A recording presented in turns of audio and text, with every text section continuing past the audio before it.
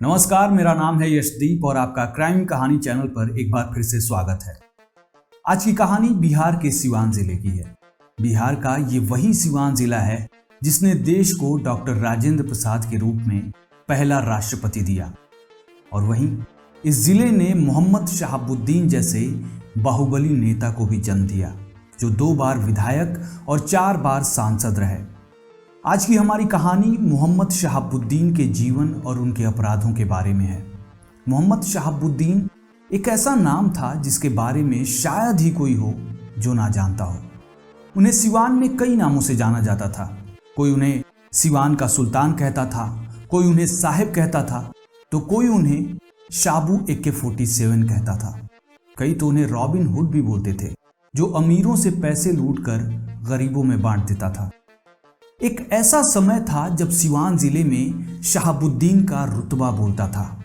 लोग शहाबुद्दीन का नाम सुनकर कांप जाते थे।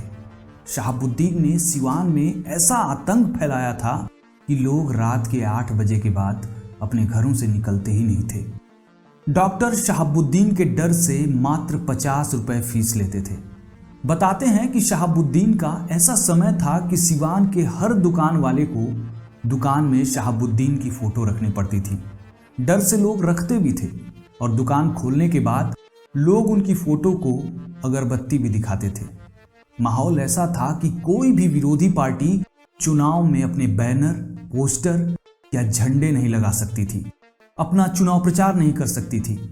अगर कोई भी ये गुस्ताखी कर देता तो साहब उसका बुरा हाल कर देते। सिवान में वो खुद सरकार थे और खुद कानून भी थे। शहाबुद्दीन जनता दरबार लगाते थे, जहां शहाबुद्दीन के एक इशारे पर ही लोगों की बड़ी से बड़ी समस्याएं हल हो जाती थीं, चाहे वो जमीन से जुड़ी हों या फिर शादी ब्याह से। कहते हैं कि शहाबुद्दीन के इसी तरह के जनता दरबार में एक पुलिसकर्मी भी अपने प्रमोशन की अर्जी लेकर पहुंचे। तब शहाबुद्दीन ने वरिष्ठ पुलिस अधिकारियों को फोन करके उस पुलिसकर्मी का प्रमोशन करा दिया। सोचिए उन पुलिसकर्मी महोदय के बारे में। आगे चलकर उन्होंने लोगों का, बिहार का या देश का कितना भला किया होगा। सिवान में तानाशाही सरकार चलाने वाले मोहम्मद शहाबुद्दीन का जन्म 10 मई 1967 को सिवान जिले के प्रतापपुर गांव के एक रईस परिवार में हुआ था। 1980 में DAV कॉलेज से राजनीति में कदम रखने वाले शहाबुद्दीन ने भारतीय जनता पार्टी और भारतीय कम्युनिस्ट पार्टी माले के खिलाफ खूनी लड़ाई लड़कर अपने क्षेत्र में अपनी उपस्थिति दर्ज करवाई थी। राजनीति शास्त्र से MA और PhD करने वाले शहाबुद्दीन ने हीना शहाब से शादी की और एक बेटे और 2 बेटियों के पिता बने। शहाबुद्दीन के अपराध जगत और राजनीति में कदम रखने की कहानी DAV कॉलेज में पढ़ने के दौरान ही शुरू हो गई थी। साल 1986 में करीब 18 साल की उम्र में शहाबुद्दीन के खिलाफ हुसैनगंज थाने में पहला आपराधिक मामला दर्ज हुआ। शहाबुद्दीन पर हत्या का प्रयास और आर्म्स एक्ट का मामला था। इसके बाद तो शहाबुद्दीन ने कभी पीछे मुड़कर नहीं देखा। अपराध की दुनिया में शहाबुद्दीन चर्चित होते गए, और वो इतने चर्चित हो गए कि हुसैनगंज थाने में शहाबुद्दीन को हिस्ट्री शीटर टाइप A अपराधी घोषित कर दिया गया। टाइप A अपराधियों में सुधार होने की संभावना ना के बराबर होती है।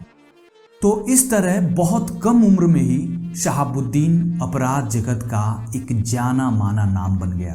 मात्र 23 साल की उम्र में शहाबुद्दीन के पहली बार विधायक बनने की कहानी भी बड़ी दिलचस्प है।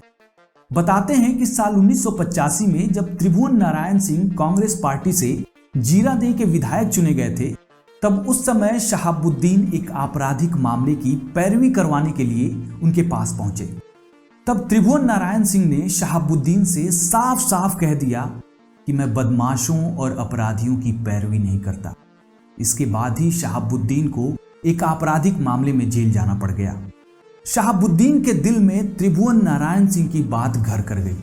इसी घटना के बाद शहाबुद्दीन को विधायक बनने का जुनून सवार हो गया। साल 1990 के विधानसभा चुनाव में शहाबुद्दीन निर्दलीय उम्मीदवार के रूप में जीरादेई से विधायकी के लिए खड़े हो गए। इस चुनाव के वक्त वो जेल में थे। शहाबुद्दीन ने उस चुनाव में हर तरह के पैंतरे आजमाए। बताया जाता है कि 5000 से अधिक फर्जी वोटिंग हुई और आखिरकार जेल में रहते हुए ही वो चुनाव जीत गए। इस जीत के साथ सिवान जिले में, या कह लें कि बिहार में, एक नया दौर शुरू हुआ। डर का, गुंडई का, अपहरण और हत्याओं का, माफिया डॉन शहाबुद्दीन का। सोने पर सुहागा तो तब हो गया जब शहाबुद्दीन को साथ मिला लालू प्रसाद यादव का। कानून, प्रशासन, सबने साहेब के आगे घुटने टेक दिए। साल 1995 के विधानसभा चुनाव में लालू प्रसाद यादव ने जनता दल से शहाबुद्दीन को जीरादेई सीट के लिए टिकट दिलवा दिया। शहाबुद्दीन एक बार फिर से विधायक बने। शहाबुद्दीन की ताकत और रुतबे के साथ अपने क्षेत्र में मजबूत पकड़ को देखते हुए लालू प्रसाद यादव ने जनता दल से शहाबुद्दीन को 1996 में लोकसभा का टिकट दिलवा दिया। शहाबुद्दीन ने एक बार फिर से जीत हासिल की और लोकसभा तक पहुंच गए।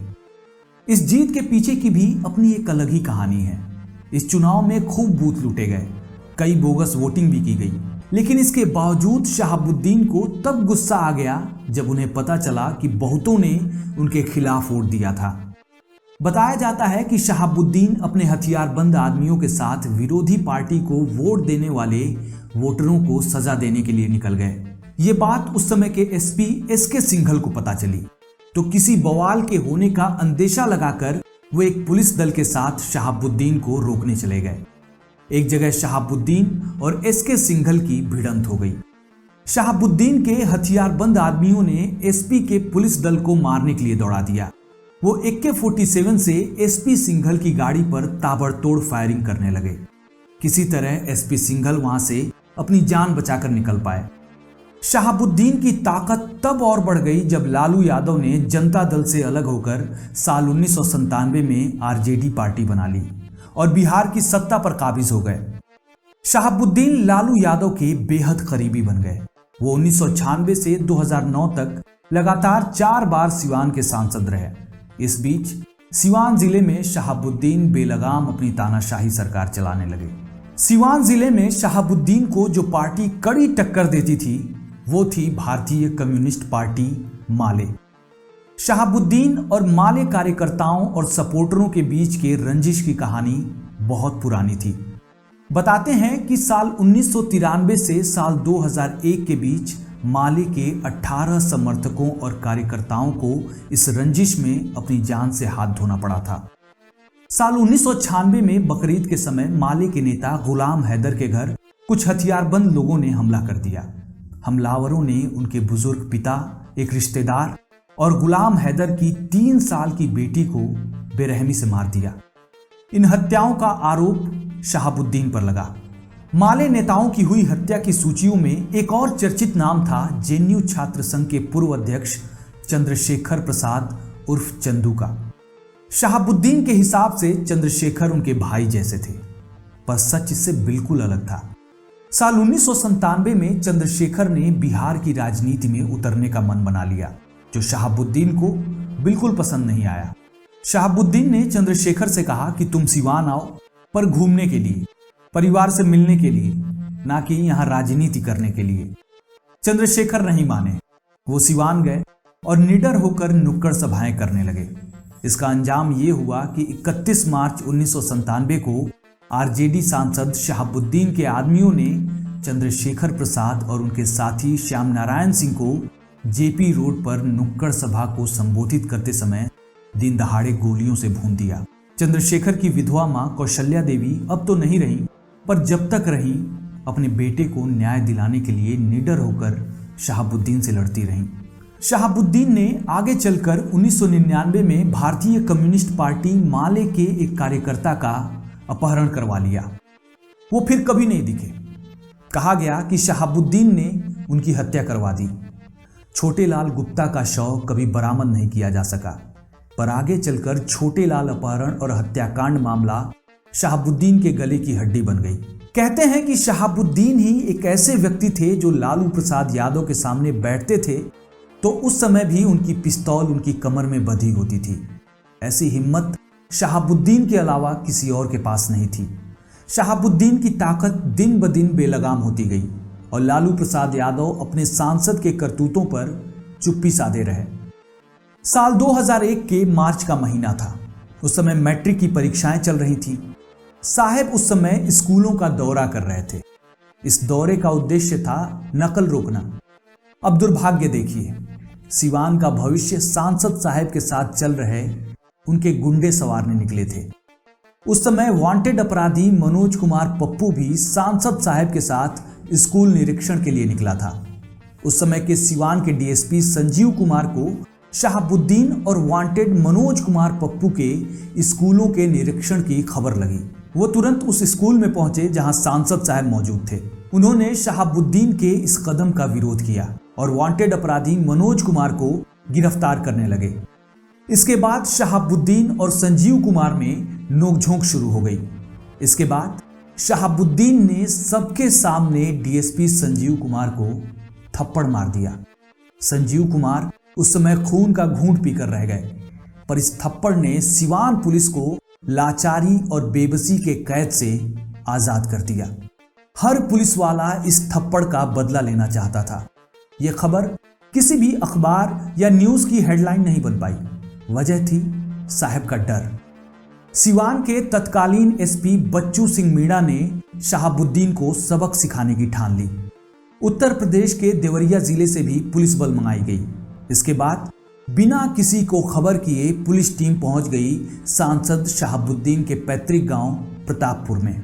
जैसे ही शहाबुद्दीन को यह बात पता चली, शहाबुद्दीन और उनके आदमियों ने पुलिस पर ताबड़तोड़ फायरिंग करनी शुरू कर दी। दूसरी तरफ पुलिस भी फायरिंग करने लगी। कई घंटों तक ये मुठभेड़ चलती रही। कोई कहता है कि दोनों तरफ से 1000 राउंड फायरिंग हुई। कोई 2000 की बात करता है और कोई 4000 की भी बात करता है। शहाबुद्दीन और उनके लोगों के AK-47 बंदूकों के सामने पुलिस की बंदूकें उतनी असरदार साबित नहीं हो रही थीं। फिर भी पुलिस ने जबरदस्त हिम्मत दिखाई। इस मुठभेड़ में 2 पुलिसकर्मियों ने अपनी जान गंवा दी। वहीं शहाबुद्दीन के 8 लोग मारे गए। इस मुठभेड़ के बाद शहाबुद्दीन गायब हो गए और उन्होंने एसपी बच्चू सिंह मीणा को जान से मार डालने की कसम खाई। घटना स्थल से पुलिस ने AK-47 राइफल और दूसरे कई हथियार भी बरामद किए। इस मुठभेड़ के बाद कहां राज्य सरकार को शहाबुद्दीन के खिलाफ कठोर कदम उठाने चाहिए थे, इसके उल्टे बिहार सरकार ने एसपी बच्चू सिंह मीणा सहित कई वरिष्ठ पुलिस अधिकारियों का तबादला करा दिया। खैर, वीडियो लंबा ना हो इसलिए अगले प्रकरण पे चलते हैं। साहब का वर्चस्व सिवान में लगातार कायम रहा, पर कुछ लोग ऐसे भी थे जिन पर साहब का जोर नहीं चल पाया। मैं ओम प्रकाश यादव की बात कर रहा हूं। ओम प्रकाश यादव वो आदमी थे जो जिला परिषद के चुनाव में शहाबुद्दीन के प्रत्याशी के सामने खड़े होने की हिम्मत दिखाई थी। ओम प्रकाश वो चुनाव जीत भी गए। थोड़ी हिम्मत आई तो चेयरमैन के चुनाव में भी शहाबुद्दीन के प्रत्याशी के सामने खड़े हुए, पर वो चुनाव जीत नहीं पाए।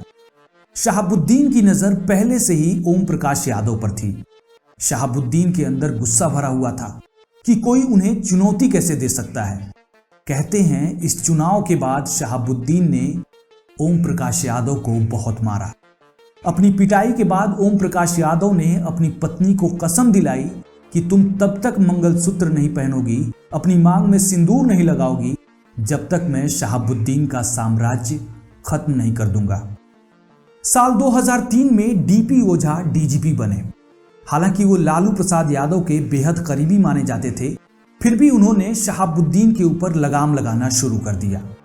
उन्होंने शहाबुद्दीन के कई पुराने मामले फिर से खोल दिए, जिनमें उनकी 100 पन्नों की एक रिपोर्ट भी थी जो ये बता रही थी कि शहाबुद्दीन के पाकिस्तानी खुफिया एजेंसी ISI से संबंध हैं। वहीं 2003 में डीजीपी डीपी ओझा के चलते शहाबुद्दीन को 1999 में CPI माले कार्यकर्ता के अपहरण और हत्या वाले मामले में हिरासत में ले लिया गया। एक समारोह में डीजीपी डीपी ओझा ने यहां तक कह दिया कि बिहार के लोगों ने लफंगों के हाथों में सत्ता डाल दी है और सत्ता से जुड़े नेता भी जेल में बंद अपराधी सरगना के चरण छूने पहुंच जाते हैं। शहाबुद्दीन की गिरफ्तारी के बाद ही डीजीपी डीपी ओझा के ट्रांसफर के आदेश आ गए, पर उन्होंने तबादला ना लेकर समय से पहले ही अपनी नौकरी से रिटायरमेंट ले ली। लालू प्रसाद यादव ने भी इस मामले में टिप्पणी की और कहा कि डीपी ओझा आचार संहिता की सीमा लांघ गए थे। उनको डीजीपी बनाकर हमने बहुत बड़ी भूल की थी। वो ऐसे आदमी हैं जो जिस थाली में खाते हैं उसी में छेद करते हैं। खैर, साल 2004 आया। जैसे ही चुनाव नजदीक आया, शहाबुद्दीन मेडिकल के आधार पर जेल से अस्पताल में शिफ्ट हो गए। अस्पताल को चुनाव का मैदान बना दिया गया। वहीं से जीत की रणनीतियां तैयार की जाने लगी। वहीं साहेब का जनता दरबार भी लगने लगा। साहेब के लोग असलहों के साथ हॉस्पिटल में साहेब की निगरानी करते। ये सब बातें पटना हाईकोर्ट तक पहुंची। तब हाईकोर्ट ने चुनाव से कुछ दिन पहले सरकार को सख्त आदेश दिया कि शहाबुद्दीन को जेल भेजा जाए।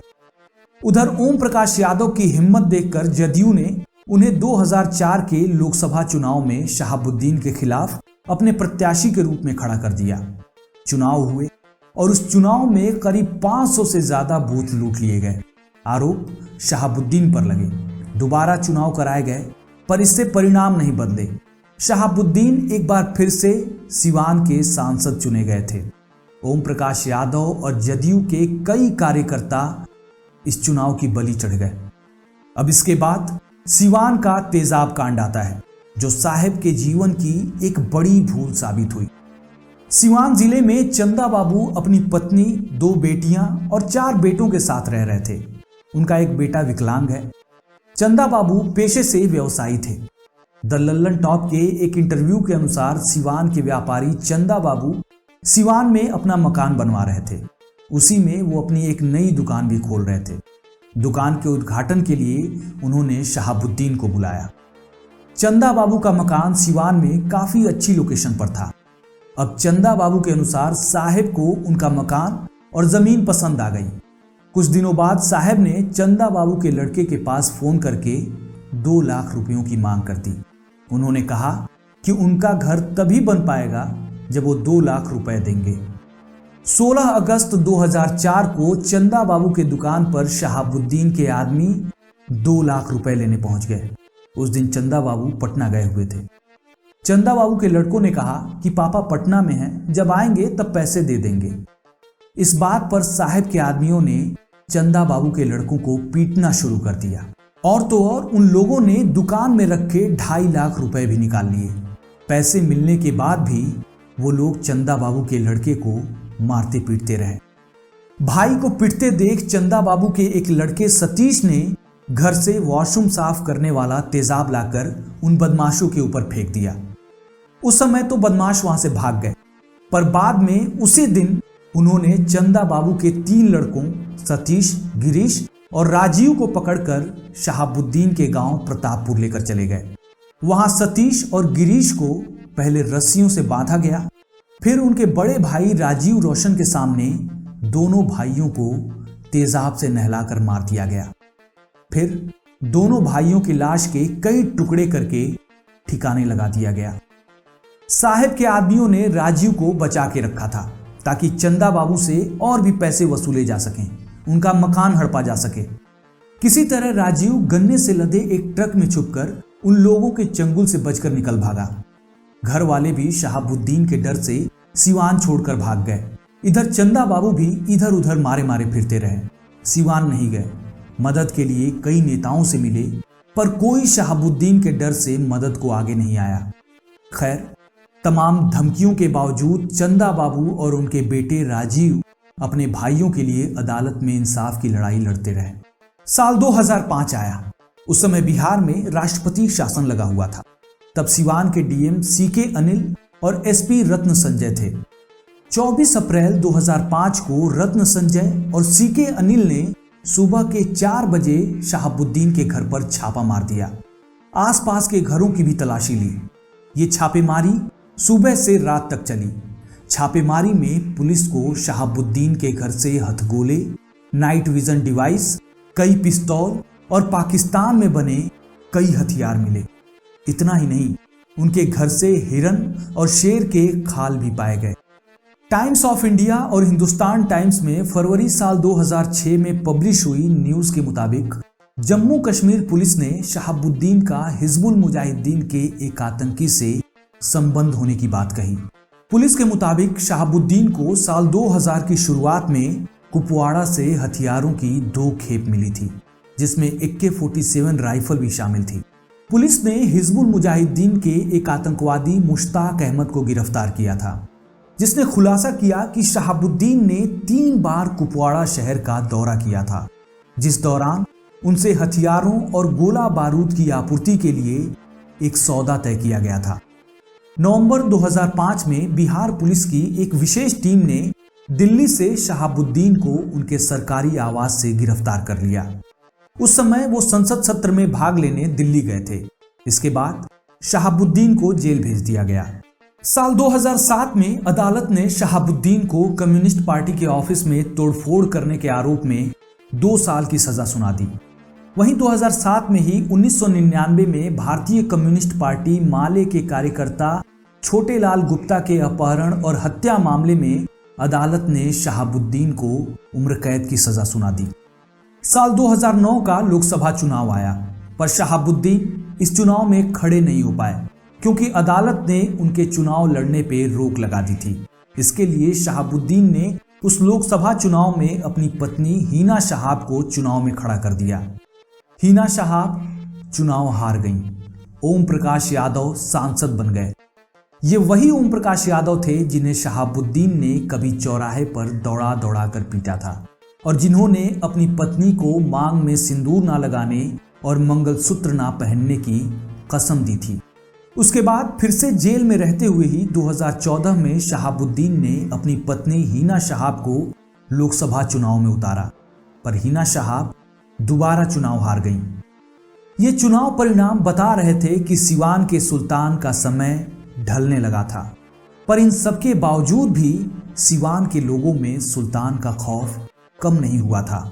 2014 के साल ने लोगों के जहन में एक बार फिर से सिवान के तेजाब कांड को जिंदा कर दिया। चंदा बाबू के बेटे राजीव अपने भाइयों की मौत के इकलौते चश्मदीद गवाह थे और वो शहाबुद्दीन के लिए खतरा बन गए थे। 19 जून 2014 को राजीव की गवाही होने वाली थी। इससे पहले कि राजीव अपनी गवाही दे पाते, 16 जून 2014 को गोली मारकर उनकी हत्या कर दी गई। चंदा बाबू ने अपने 3 बच्चों को खो दिया। मामला कोर्ट में चलता रहा। आखिरकार 9 दिसंबर 2015 को सिवान के कोर्ट ने शहाबुद्दीन को सतीश और गिरीश की हत्या वाले मामले में उम्र कैद की सजा सुना दी। चंदा बाबू को लगा कि उनके बेटों को न्याय मिल गया, पर बिहार में जैसे ही नीतीश कुमार और लालू यादव के गठबंधन वाली सरकार बनी, तो साल 2016 में शहाबुद्दीन जमानत पर जेल से बाहर आ गए। जेल से बाहर निकलने के बाद शहाबुद्दीन 150 से ज्यादा कारों के काफिले के साथ सिवान पहुंचे। टोल गेट से गुजरे, पर किसी कर्मचारी की इतनी हिम्मत नहीं हुई कि शहाबुद्दीन के साथ चल रही किसी भी गाड़ी से टोल की फीस ले सकें। जेल से निकलते ही शहाबुद्दीन ने बिहार के सीएम नीतीश कुमार के लिए कहा कि वो परिस्थितियों के सीएम हैं। शहाबुद्दीन के इस बयान के बाद ही 15 फरवरी 2017 को सुप्रीम कोर्ट ने शहाबुद्दीन की जमानत रद्द कर दी। उन्हें तिहाड़ जेल भेज दिया गया। शहाबुद्दीन को बड़ा झटका तब लगा जब हाई कोर्ट और सुप्रीम कोर्ट ने भी तेजाब कांड मामले में निचली अदालत के उम्र कैद वाले फैसले को बरकरार रखा। साल 2016 में एक पत्रकार राजदेव रंजन की हत्या कर दी गई थी। उसमें भी शहाबुद्दीन का नाम आया था।